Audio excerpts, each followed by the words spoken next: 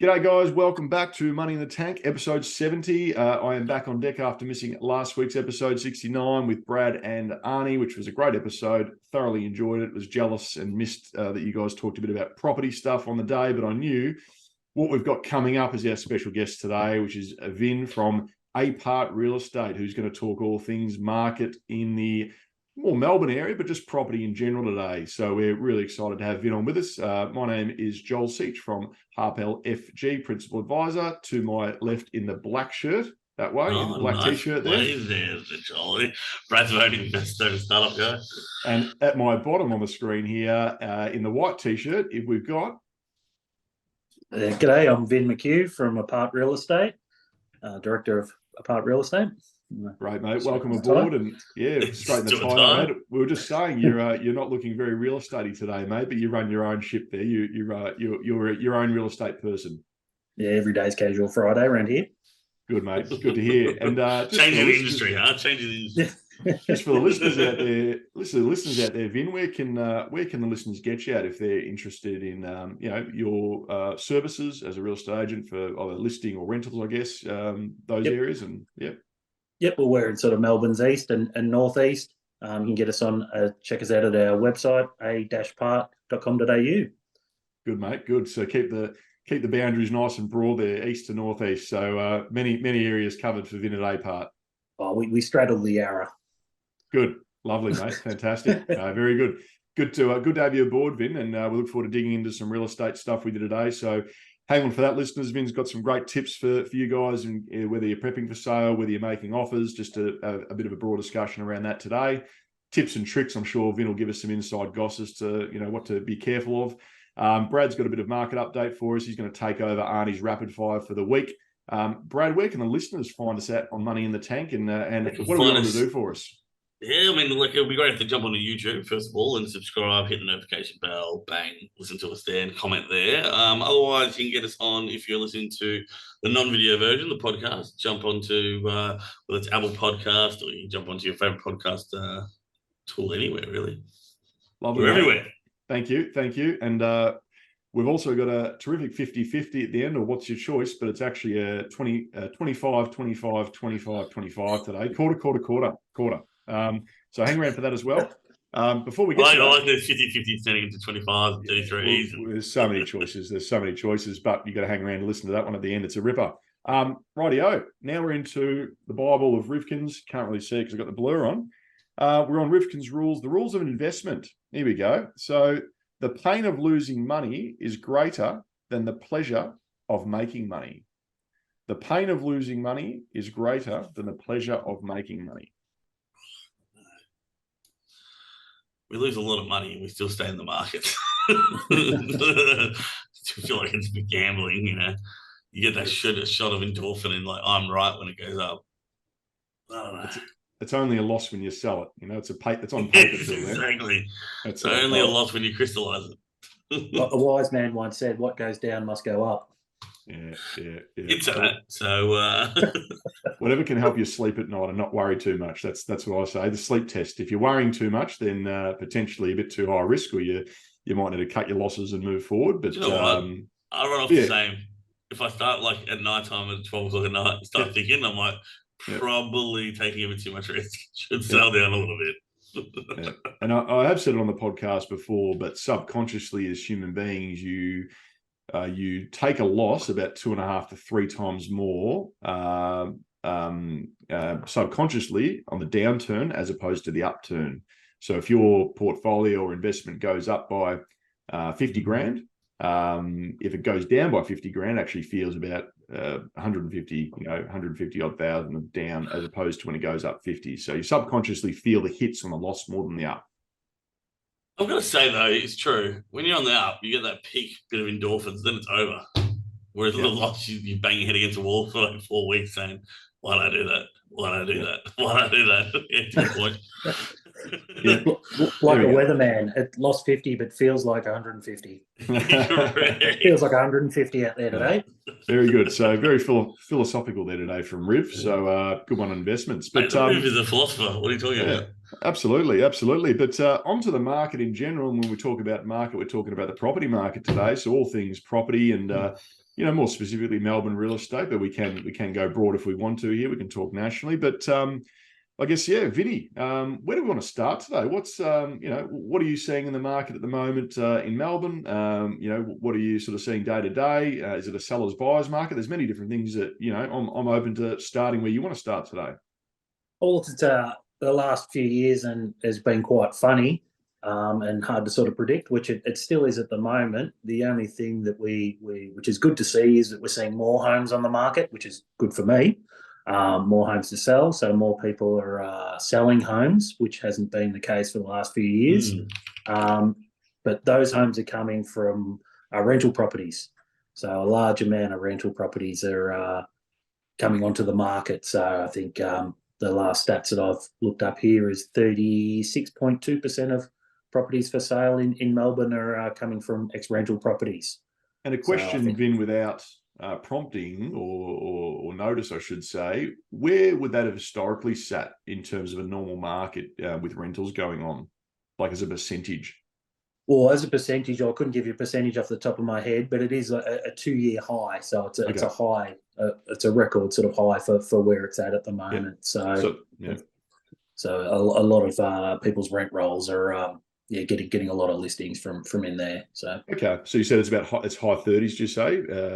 High 30s in Melbourne and even higher in some other major cities. So in the major cities, it's in at least that sort of range and higher in some others. Yeah, interesting. And where what do you feel is the rationale for that occurring at the moment? Why is that at an all-time high? Well, there's quite a lot of reasons. I'd say the interest rates increasing, but also a lot of laws and fees in being pushed onto landlords or rental providers, as we call them now, making it a lot harder for them to hang onto the property and making it not a real profitable thing to have. So I think keeping up with all the expenses that come along with each new law that keeps getting added in, especially here in Melbourne, a lot of landlords are finding it just too hard to keep the property. I think a lot of sort of a misconception of landlords is that most of them are very wealthy and have lots of properties. It's usually not the case. It's mums and dads that have maybe hung on to their first home and moved on to a bigger home and been able to afford that, but now they just can't afford to keep them both. So the rental property has to go before it drags them both down. Yeah, it's definitely a dynamic issue in Australia at the moment, and as you said, quite prevalent in Victoria, where there was a big change of legislation a number of years ago from a landlord or what do you say? Rental provider is the new name for that. It's rental provider, yeah. So they've changed. I think landlord's a derogatory term and not allowed to use anymore. Yeah, they've changed the language of a very antiquated name, I guess. But yeah, so that was a government initiative. We're talking about 2017, 2018, something like that came into law, or even earlier maybe, where they started to push the pendulum away from rental providers to tenants and started to impose additional costs and burdens and inspections and requirements, which has then in turn, I guess, formed part of this, this people saying, hands up, too hard, I'm out. Yeah. I've had landlords say to me, it's just not viable to keep the property with, after expenses or whatnot. It's make properties that were making a profit and making them, being a good investment, and now costing them money to keep. Yeah, and that's I understand that, but I guess where they've seen kind of also probably variable rates come off on a lot of them. Sorry, the fixed rates come off onto variables. Are you hearing any of that? So I mean, they talked about the rate cliffs and 1.2 million homes coming off low fixed rates into the high variables. Have anyone kind of mentioned that, or you're just hearing kind of overall profitability? Well, there's obviously you're increasing in mortgage repayments, but also land tax and even just council rates. It all adds up. There's only so much pain you can feel, can't you? Before, as you were saying before, it keeps you up at night, and you want to sleep at night. And the best thing to do is you get rid of the rental property, and then get a good night's sleep. Do you know how much volumes are up? Because I know the volumes are down there for a while. and property prices were pretty stagnant or slightly down, but now they're coming back up. I've just read I think last week I saw a national, up 3% in the quarter or something like that. But volumes are also up. You talked about that earlier. Volumes so of properties on the market. Yeah. Yeah. Well, say in our area in particular, I'd say volumes did go up, but they've come down, which has held the prices up. And now the volumes are starting to go back up of properties on the market. So, and prices aren't declining with that increase of volume, Vin. They're starting to get a little bit of a decrease in some areas. So it is quite fluky. Some areas have got a mild increase, and some have got a decrease. Okay. So it is different from suburb to suburb. And they could be neighbouring suburbs. Some are seeing a slight increase now after a dip from last year, but some are still dipping. Yeah, what I'm trying to say, a lot of people is that you can't just put like a broad brush to say the Australian market or the state of Victorian market or the even inner city Melbourne market. You've got to go like suburb by suburb if you actually want to get accurate in terms of what's actually happening. Probably property by property. Correct me if I'm wrong, Vin. Would you be saying the last few years with all the trade supplies and the issues with materials that a property that is renovated, walk in, do nothing is going to appeal to a lot more people than something that you're going to need to fix up and trades and work to be put into this? Oh, definitely been factored in. If there's any, it's done, what the cost is. I think the fear of what the cost of even developers are pulling back a lot, the cost of development and building or extending a home, whereas before you buy a smaller home, you could extend it to make it suit you. That cost is that hurts people in their buying as well too. So it takes away the buying power for something that might need an increase or more money spent on it. Yeah, absolutely. So I guess in terms of the markets at the moment or markets within markets, I mean, what are you seeing? Suburb to suburb. Is there anything that stands out as to the properties or the markets that are holding up well or doing better than maybe some others? Well, always it's always stays pretty strong in the the first home buyer bracket, and the first to second home bracket still very strong in the more affordable range.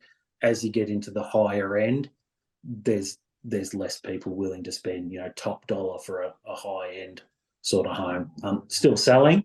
But if they're a higher end sort of home, they've got to be really completed and finished off. And historically, those higher end homes taken a bit longer to sell anyway. Usually they will, because the higher you go, the less buyers you've got. There's less people with more money. Is a better way to put it. Yep. You got more people that can afford an affordable home, so the competition's always there. So competition's what sort of pushes them all up, but. Nice homes will always sell well if they're priced correctly, whether it be whatever range, they'll go quickly. Yeah, good. Anything you so don't where are you seeing that kind of first home buyer, second home buyer? The first home buyers these days. The first home buyer bracket is increasing rapidly. So that's what I was wondering, kind of for the pod for the thinkers. Just kind of wondering, like, if they're thinking, okay. You're talking about the first, second home buyers bracket. What is that generally you're seeing in the market? It used to be when we had zero stamp duty up to $600,000. It used to cap it at there, and then you used to, as it changes to stamp duty and whatnot. Now we're seeing first home buyers and that sort of range. I would say that's anything under $1 million. Yeah, so and the stamp duty cuts out in Melbourne under $750, doesn't it, Vin? Then it's sort of staggered from there though, but it doesn't. You only pay a percentage of above that, whereas it used to be like 0 until 600, and then at 601 it was the full whack. So it's 600 to 750 is your cutout threshold, isn't it? It starts to go rata. Yeah. So that's increased, and then obviously that's changed as well too. So it changes buyer behaviour. Yeah, I just find that interesting. Like, I find it interesting that you're saying at the moment, like the market for first home buyers and second home buyers, just general economics, I thought that would be the ones that would be struggling at the moment, with the kind of the high interest rates and the affordability. But it's kind of like people have probably dumped that 1.5 million, 2 million into a property, and interest rates have gone from 2 to 6, 7%, and suddenly you've got a 10 grand mortgage, I guess.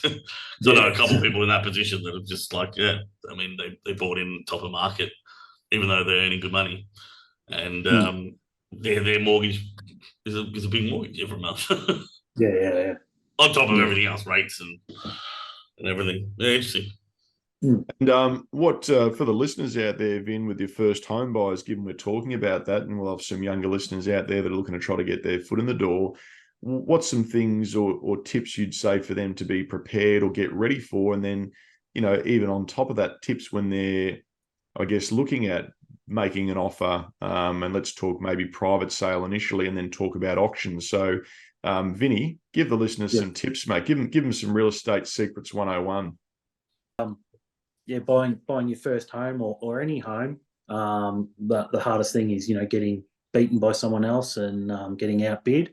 But if you're prepared and you've got your finance sorted, and even if you've got a trusted builder that you can get through, the first open for inspection, if you really like the home, if you've done your homework, you can have the home checked out, have your finance approved, have the home checked out to be, safe and in good condition.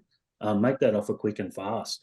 While others are mucking around with, getting someone else to come back and look at it, talking to their bank, not knowing where they can actually offer. I think that just knocks them out of the water. If your offer's on the table, a vendor's going to be, not going to muck around. If it's a good offer and it's on the table, they're going to be, put your streets ahead of the others. And also the vendor starts the emotional response, right? Which is like they've got an offer on the table. It's all big and well saying like, oh, I'm only going to take 950 when there's an offer on the table for like 935 or 940, and the vendor's like, it's just there. Well, it's a bird in the hand, isn't it? They may end up, and you go, it's there, it's safe. Look, the owner may have bought something as well too beforehand, and they're selling because they're bought, and they're like, hey, to get me to sleep tonight, we can sell our house unconditional. They're a good prepared buyer. It's a safe buyer. They're not going to muck around with, 2 weeks of, can this person get their finance approved? And my house is off the market and I'm missing out on other potential buyers. It's done and dusted. And we're talking Melbourne in general at the moment, so just be mindful state to state differs. But when we're talking offers, Vinny, are you suggesting for first home buyers to go in writing with their offer, whether it's on a bit of paperwork provided by the real estate agent or via email as opposed to verbal? And I guess the other thing on top of that is you talked about, unconditional. What are we seeing at the moment? Are we seeing condition to finance pretty standard? But obviously the first home buyer knowing their finance is ready to go, but they can do that as a layer of protection. Are we seeing subject to building in pest? And then the other thing on top of that, sorry to throw a few at you, is settlement timeframes. Is it best to chat to the agent about what would the vendor be hoping for in terms of settlement timeframes? Oh, 100%. That can make a big difference with the settlement time. A lot of smart buyers will go, what do the vendors prefer? And if you can be flexible with that, if say they've bought, they might want a shorter settlement. If they haven't bought anything, they'll want a longer settlement. If you can match in with the settlement that they prefer, you might get your offer accepted being lower than a higher offer that doesn't suit in with what the owner's lifestyle of hey, we need a shorter settlement. This offer's higher, but it's a longer settlement. Hey, for 10 grand less, we can settle on our other home quickly and not have bridging finance, and that's financially better for us to take the lower offer that suits in better. So if you're matching in with what the owners are after, you can save yourself some money there too. Yep. And what did you say in terms of conditions people are putting at the moment, like first home buyers are subject to? Oh, subject to finance is always, is quite common.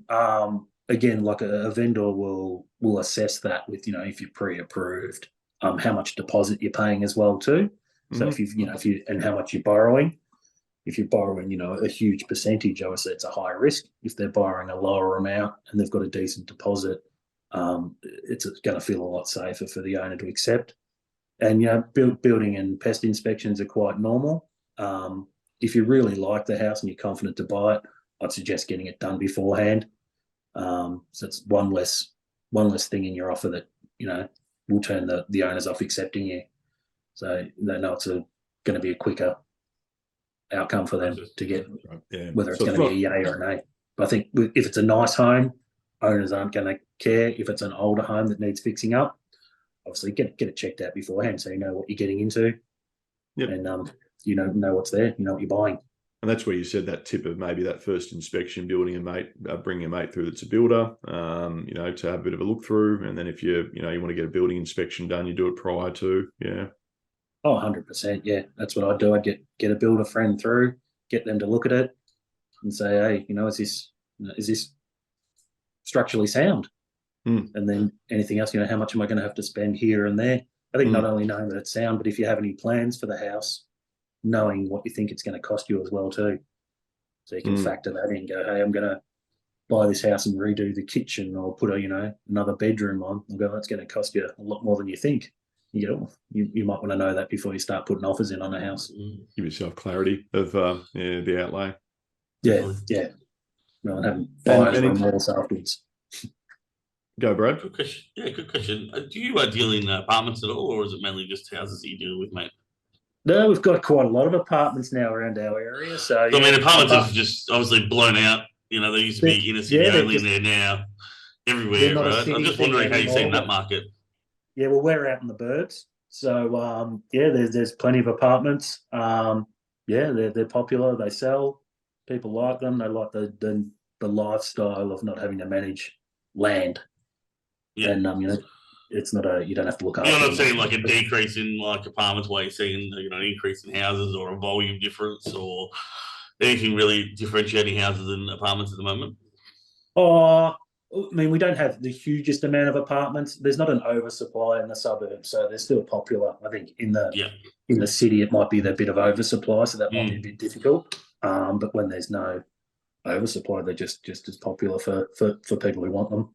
Yeah, so, traditionally, there've been a lot of investors have bought apartments, so it'd be interesting to see how that goes in the. That's what I was kind of wondering. I didn't know if you were mentioning that 30% it was, high 30s was all rental properties. I didn't know if that was a large part was apartments. But we do manage a few apartments in our rental department, and they rent really well, so we haven't had any trouble with renting them out. That's for sure. Okay, awesome. I think maintenance thing for a landlord or rental provider, maintenance for them, it's quite minimal. So. Money corporate, basically. And we spoke about private sales before, Vim. We didn't touch on auctions as much. So what's the difference in approach for Melbourne for a first home buyer or a buyer in general going into an auction? What do they need to be mindful of? Well, you're going into an auction as a buyer, you need to know that you've got no cooling off, and it has to be unconditional. So you can't have any conditions on your offer. Your terms are laid out before you, so you'll have your 10% deposit and settlement in 30 or 60 days, whatever they ask for. You can negotiate before the auction if you get permission for if you've only got a 5% deposit on the day, or you need the settlement to be longer. You can ask, but you'd want to get permission for that before you start bidding. And buying before an auction, Vin, it's still under auction conditions, but the 3-day cooling off period comes into play, doesn't it? Either side of the auction, 3 days either side of the auction, there's no cooling off. Okay. But if you're before that window, there is cooling off period, and you can do, you're subject to finance, but it's either a couple of days either side of the auction. You've got same as auction rules. It's unconditional. Yeah. Unconditional. So, okay. But say you wanted to buy it the night before the auction, you'd still be buying unconditional. Okay. Yeah. Good to know. I guess in terms of a quick one for you before I get to prepping for sale for someone selling a property or selling a rental property with auctions, what do you find is the best approach for a buyer with auctions on the day? So let's say they're rocking up to an auction. There's probably many different approaches that people can take with an auction. What do you find is the better approach to take if they're settling into an auction? Well, you'll always, I think, the standard thing for buyers is to stand back and not say anything. and just wait to see if someone else bids. Depending on the property, sometimes people, if it's a hot auction, bidding will start off pretty strong and keep going. If it is hot, I would try and slow the auction down as quickly as possible and stop taking the auctioneer's advice of bidding in 20s and 10s and 50s, and I'd be getting that down as low as possible and slowing him down, make him work a bit harder, make him sweat. The auctioneer will love that, won't he? You love the auctioneers on the sector stuff when we hate you. And $500 bids and whatnot, but slow it down as much as you can, and takes them away from putting vendor bids in, whopping vendor bids and pushing it right up. Or the other thing is, finding out whether the property is actually on the market yet before you bid. So you see if you've hit the reserve before you bid, or otherwise you're just wasting your time because you don't know whether it's going to sell or not. Because not all auctioneers will be transparent and tell you what's on the market, will they, Vin? You've sort of got to sometimes ask. Is that right? I'm a big fan of asking the auctioneer. Not a big fan of being asked when I'm auctioning. Yep. But I'm a big fan of when I'm at an auction asking, are we actually selling it? Is it on the market yet? And, sometimes they're obliged to tell you if you ask, aren't they? They are, yeah. And who bid, and you can ask them all sorts of things. They don't want to. They want to tell their lame jokes every week and continue on with their narrative. But you're there to buy a house, so you can speak up and ask some questions. It's your money, so. Yeah, good, great tips, mate. And I remember you spoke once about if you're the last bidder and it gets passed in, then you're the first person they need to go back to, aren't they? If you're the highest bidder, and there's a negotiation process that can occur after the auction, and it's best to take your time with that, isn't it? Exactly. Yeah. I've seen that many a time. If you get the last bid in, then you get the first right at bidding at the auction at the reserve. Sorry. So if it hasn't hit the reserve and they're passing it in, you're holding the highest bid. You're going to get a lot more strength there with your negotiating after the auction, because you'll know you're the highest bid, and most people will up and leave. And that's under auction conditions as well, isn't it, Vin? It is, yeah. So you're still under auction conditions, but you're also chipping away at the reserve price. So you may not have to go all the way to their reserve price. You can help negotiate that down. Well, my next question, what would you be your advice? Like, say if you're at 900 and they send the reserve, you're near it, it's 950. Would you be going, well, because a lot of people would just be like, okay, I'm in the position where, and instantly feel like they've got to jump to the 950. But you're saying of course you can jump to the 950 and buy it. But if you're negotiating, then why not go to 901 and test the water? At that stage, been under auction, so after the fact, are they obliged to tell you what the reserve is? Well, I'm not 100% sure of that. I don't think they are. So, okay. But so the reserves, private. I think they indicate it pretty hard. I think. Look, some auctioneers will just say, hey, like you said, you're at 900. If you go to 950, it's yours. I like your tactic, which is okay, 901. I go 901. And then they go back inside and go, it's 949, and you go, all right, 902. Yeah, 901, 500. Depending on how naturally cheeky you are or how patient you are, I think I'd stand there and be patient for a few hours to save $50,000, because there's not too many other places where you can go and save $50,000 in an hour or two that I'm aware of. I like that advice, in my humble little world. Well, it's taking the emotion out of it, isn't it? And that's a hard thing to do when it's an emotional thing, and a $5,000 or $10,000 bid. When you're emotional, it doesn't feel like a lot of money. But as you say, if you're willing to be patient for an hour or two with your time, and if you're not, I don't know, Elon Musk that can earn $25,000 an hour, or whatever he probably earns millions an hour. But it's it's a lot of money you can save. I always break, most people, you break things down to the price of a coffee. If you walked in and they said, oh, your coffee's now $50,000 today, you'd tell them to get lost. But you break it down and go, I'm not paying that $50,000 just for one quick little pleasure. Yeah, ripping tips, mate. Ripping tips. We told you listeners today that we're going to get some real estate secrets 101. So hopefully that's helped the listeners out there. But- and just Unless you're one of my auctions, then I say just bid, just keep bidding, just keep bidding, going. yeah. Keep Yeah, going. if it Vin's auctions, it's a different story. Absolutely, A different story. Goes Yeah. without saying, Vin. Goes without saying. And just prepping for sales. So we spoke about, prepping your home for sale and rentals coming on the market. What would your biggest tip be for people when they're prepping a home for sale? Well, it's always the declutter and less stuff in the house.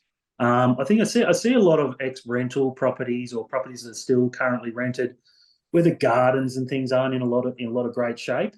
I get a gardener in, get them looking good, or stuff that looks like it's less work, looks like less of an expense, so people will pay more money. So if the property's vacant, even better, make it look like less work as much as you can. So declutter, tidy up. A lick of paint can make all the difference.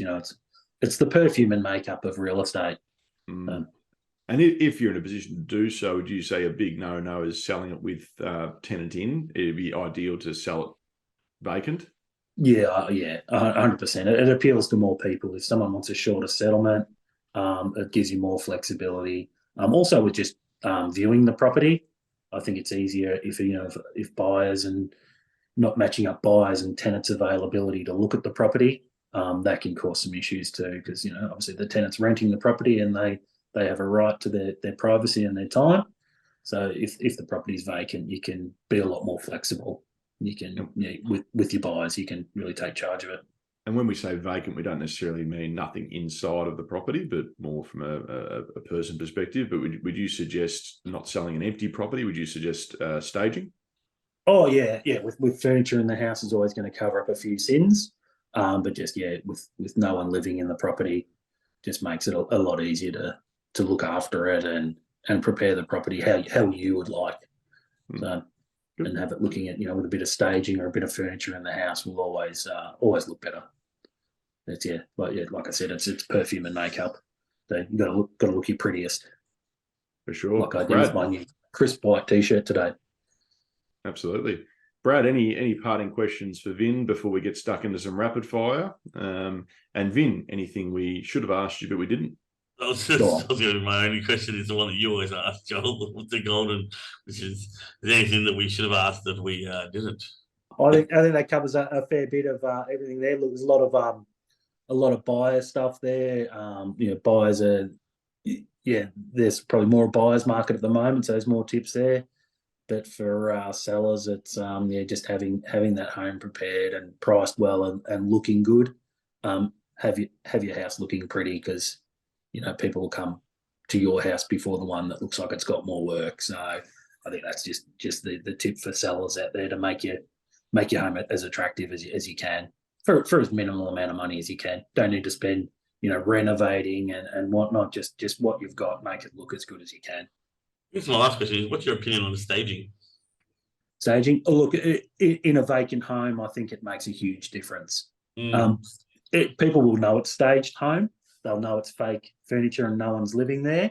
But it just feels better when you're in the house. I think buying a house is emotional. So, for a lot of people, it's emotional. So making it feel nice, feelings. Your emotions are gone now, aren't they, mate? Yeah. I love feelings. I'm a real sensitive fella. So all about the feelings. You're a sensitive new aged agent.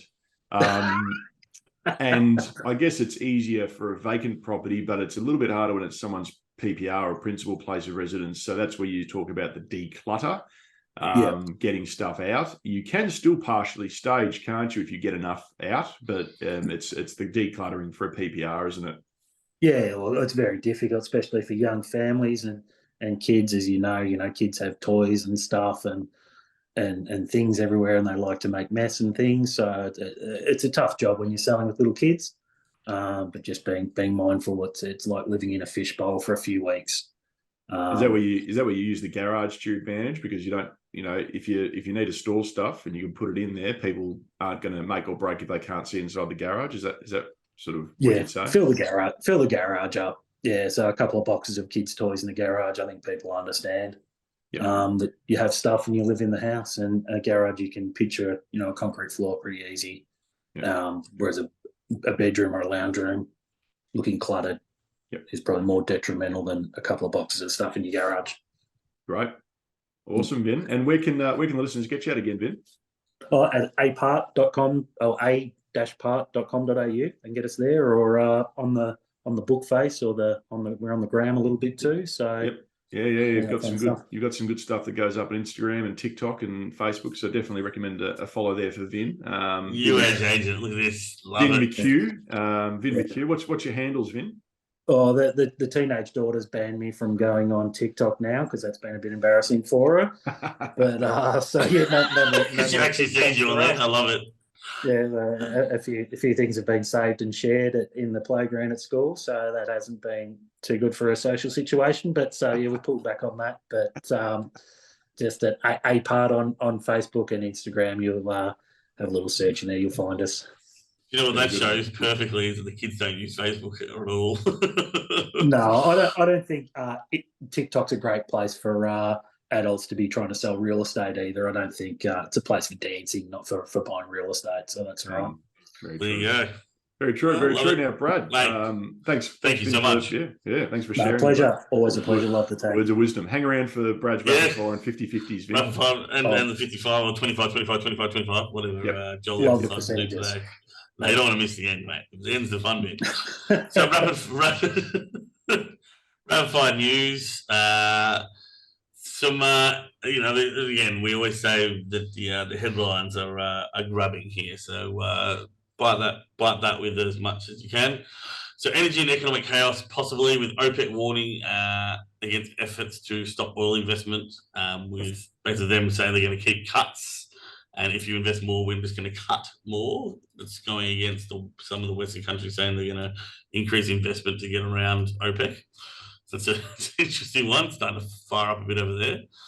I couldn't get away from Arnie's. We have to mention Elon or X or Twitter in every single podcast. So X has been warned by the European Union for misinformation being held on the platform at the moment to do with Palestine and Israel, which is always interesting. See what a lot of fake news on X, what Elon does there. FTX, if we remember FTX going down, FTX Sam Bankman-Fried, who kind of lost $16 billion worth of people's money. He's finally gone on to trial this week. And it looks like it's everyone versus Sam at the moment, with his former girlfriend and everyone testifying against Sam. He hasn't been in the clink yet. He bailed out.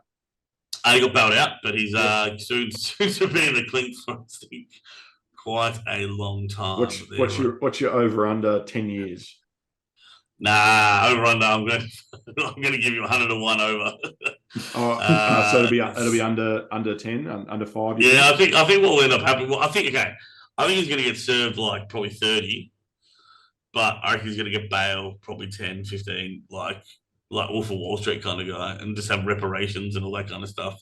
But they may make a absolute example of him. So maybe there won't be any minimums, but yeah, at the moment, I think what they're going to do is try and make it harsh, so $20-30 million, 20-30 years, and I reckon they'll give him a nice bail period there for good behaviour. Plea bargain it down to something more the old textbook white collar crime.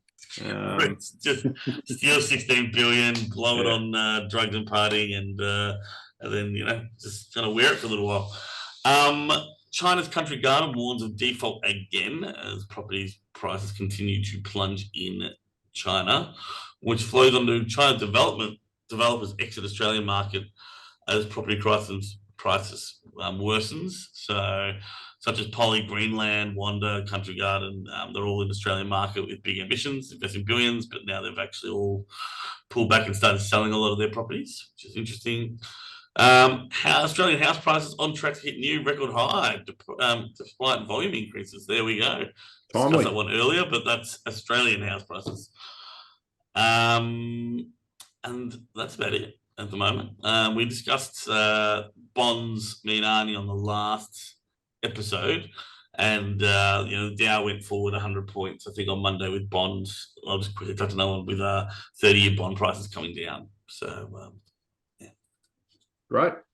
Thanks for the rapid fire news, Brad. Fantastic. Vin, anything you'd add to rapid fire there that jumped out at you?